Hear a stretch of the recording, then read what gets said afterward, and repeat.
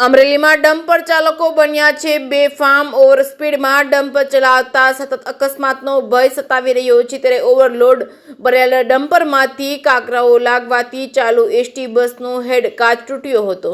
અમરેલીના કેરિયા ચાર્ડ રૂટની બસને માર્કેટયાર્ડ પાસે હેડ કાચ ફૂટતા ડ્રાઈવર સહિત તમામનો જીવ તાવે ચોટ્યા હતા. કાચ ફૂટવાથી એસટી ચાલકને હાથમાં સામાન્ય ઈજા પહોંચી તે સદનસીબે મુસાફરો સલામત છે.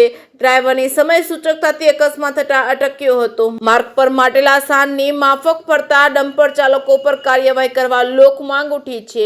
રેતી ભરેલા ડમ્પરો દિવસ રાત રોડ ઉપર ધમધમતા રહે છે.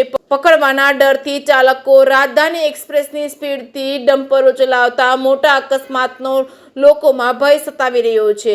જેકે સિંહ ગુજરાતી સાથે જૈનિક સુજિત્રા, અમરેલી. કયું ગામ છે અને તમે કઈ બસ? ગામ કેરિયા પરેશભાઈ ચોવટિયા, મારું ગામ કેરિયા 4. ગામ છે બસમાં હું આગળ બેઠો હતો, ટ્રક આવીને કાંકરો ઉડીને કાચમાં વાગ્યો છે. ડ્રાઈવરને ઈજા થઈ છે. બીજા કોઈ પેસેન્જરને કઈ થયું? બીજા પેસેન્જર કાંઈ વાંધો આવ્યો નથી. કેમાંથી ઉડ્યો કાંકરો? ડમ્પરમાંથી. ડમ્પર ભરેલું હતું ખાલી? ભરેલું હતું. એમાંથી કાંકરો ઉડીને ડ્રાઈવરને વાગેલું છે. શું નામ છે અને કઈ બસ લઈને જતા હતા ને શું બનાવ બન્યો છે?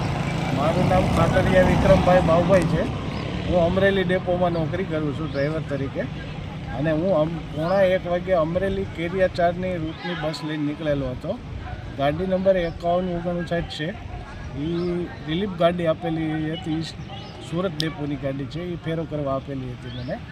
એમાં હું ગાડી લઈને જતો હતો. અમરેલી નવા યાર્ડ પાસે સામેથી ડમ્પર આવતું હતું. એમાંથી જોટામાંથી અથડાઈને થાથામાંથી પથ્થર ઉડેલો અને મારા હેડકાચ ઉપર લાગેલો અને ધડાકો બોલેલો. ત્યાં ધડાકો બોલ્યો એટલે મને કંઈ ખબર ન રહી કે ભાઈ શું થયું. ત્યાં થોડી વારમાં કાચ આખો હેડકાચ મારી ઉપર પડેલો. 2 જગ્યાએ લાગેલું છે મને. અને આમાં મારી કોઈ ભૂલ નથી અને પેસેન્જરને કોઈ ઈજા થયેલી નથી કોઈ પણ જાય. ડમ્પર ભરેલું હતું કે ખાલી હતું? ડમ્પર ભરેલું હતું. શું ભર્યું હતું અંદર? એમાં રેતી અથવા કપસી ભરેલું, એટલું બધું ધ્યાન નથી.